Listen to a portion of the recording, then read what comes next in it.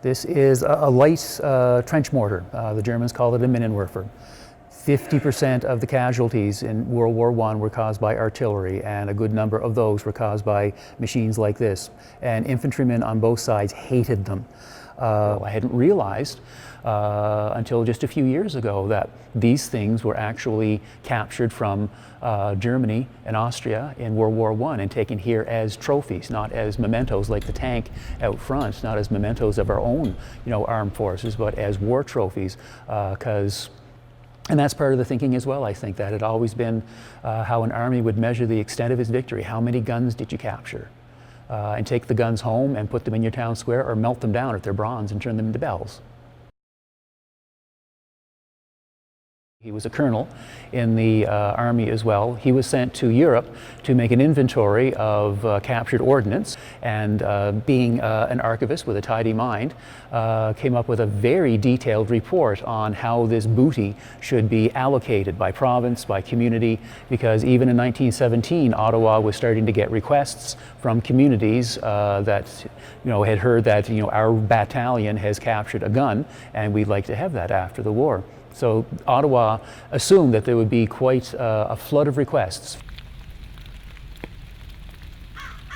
A city, I think it was a city over 50,000 people, would be eligible for one of the large, 6-inch howitzers or 77mm field guns.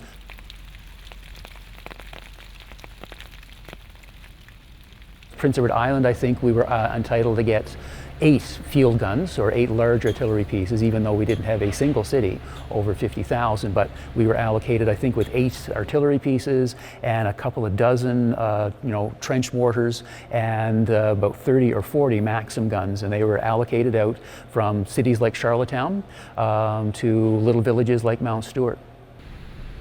I suspect that the federal government paid to get them there, and there was also a bit of a codicil to it that the community's got to look after this or we'll take them back, because you then see letters to the editor in the early 1920s about, we have a trench mortar, it's out in front of this library and no one's looking after it. That's a shocking shame to be disrespecting the memory of our fallen like that.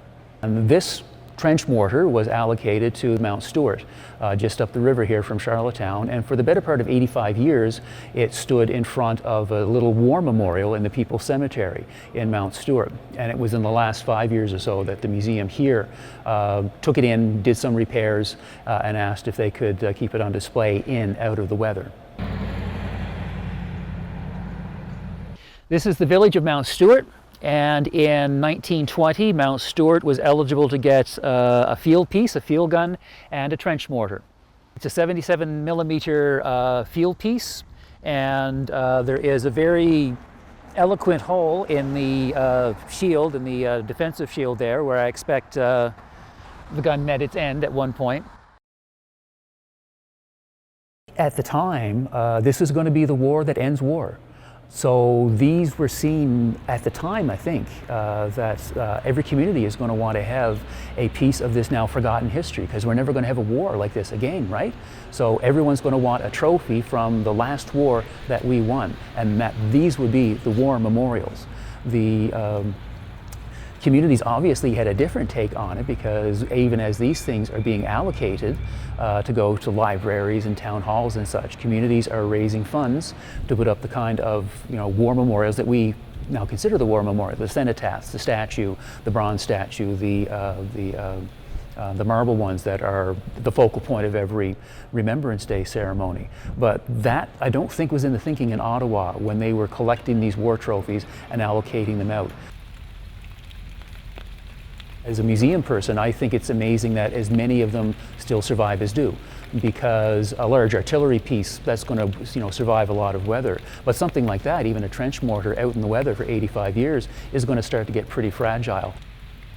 Most of this stuff got recycled in World War II as scrap metal, when, in this kind of like a delicious irony, at least seen at the time, ordnance that was captured from Germany in World War I was scooped up by scrap metal drives and then turned into munitions to fire back at Germany in World War II.